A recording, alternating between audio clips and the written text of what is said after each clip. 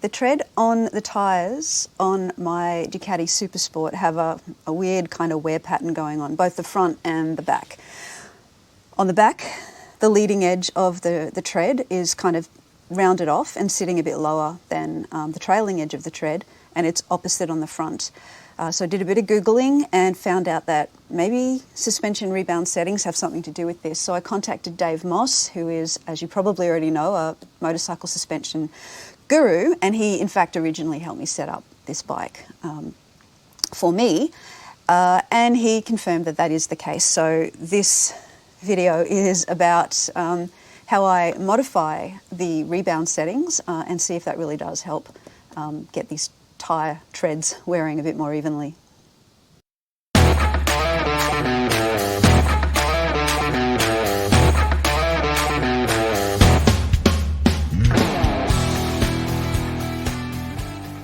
Just in case you're curious, these are Pirelli Rosso 3s, and they're not that old. There's plenty of tread still left on them. So I'll get you in a bit more closely. Hopefully you can see it, but on the rear tyre, this edge here of the tread is kind of wearing down faster, and the trailing edge is still quite sharp. Now what that apparently means is that the rebound on the rear, on the shock obviously, is too fast.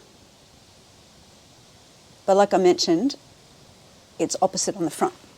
On the front, we've got the leading edge of the tread that's quite sharp and the trailing edge is a bit soft. And this means that the rebound setting on the fork is too slow. So for the fork, because the rebound is too slow, I'll be reducing rebound damping, which on the SuperSport is this side, or this fork leg. But in changing the rebound, it seems like I have to change the compression as well. So we'll be increasing the compression damping just a little bit too.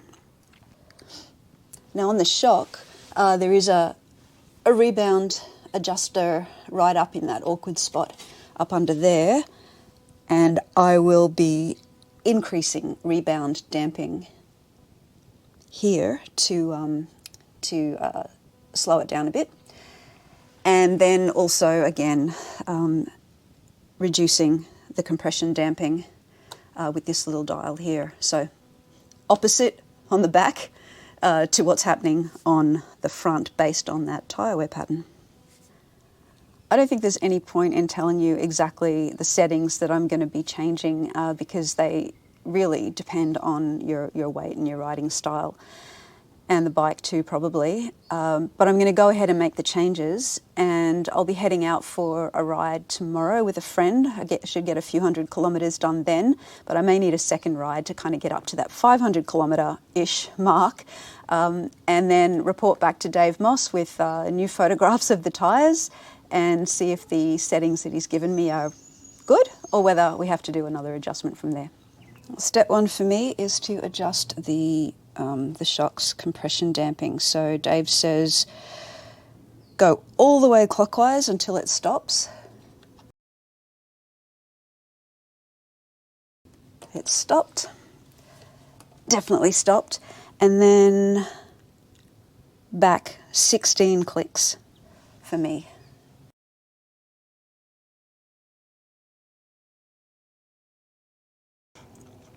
There's also a dial up in there which is hard to get to, so Dave knows where the settings have been for that.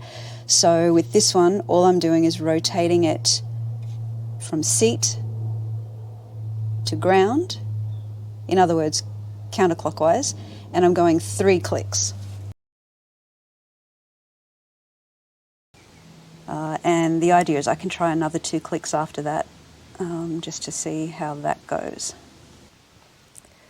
On the SuperSport, inside the right-hand blue nut at the top of the fork is Rebound.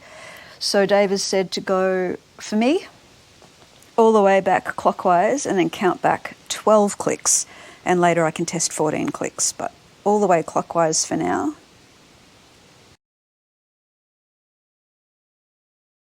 So we're going a whole 12 clicks back.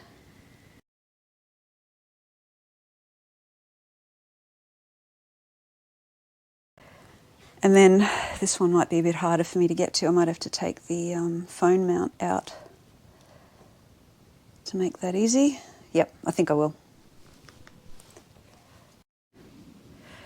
That's better. So again, with the compression damping, I'm going all the way clockwise and then back 12 again. So all the way clockwise.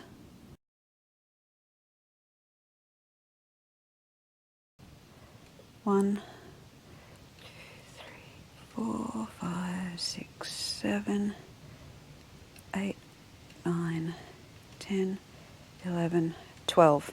So that's where it needs to be for now. The good thing about this is the clicks are so easy to feel and hear. So there we go. Rebound and compression adjusted on both the fork and the shock, and hopefully after a few hundred kilometres we'll see an improvement in the tyre wear.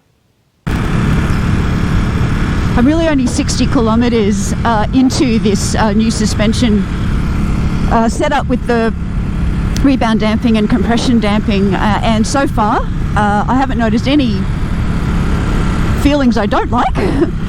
And in fact, I think it does corner a little bit sharper. It might be in my imagination, because I'm not really sure of the physics of all of this and whether it should feel like it corners much different with those small changes.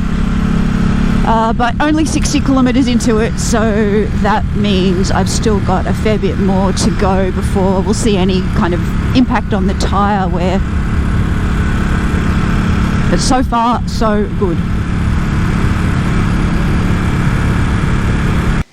So I got a few hundred kilometres done on the settings that Dave Moss gave me for the rebound and compression adjustments. Sent him some photos and things were improving but not quite enough. So he gave me some more adjustments to make just to back off compression damping on both the front and the rear. And I went out and did a few hundred more kilometres with those new settings. So I could really notice a difference then with the high sides of the treads wearing down a bit more. And here on the front, it was the leading edge that was higher, but they're definitely softening and rounding off much better now.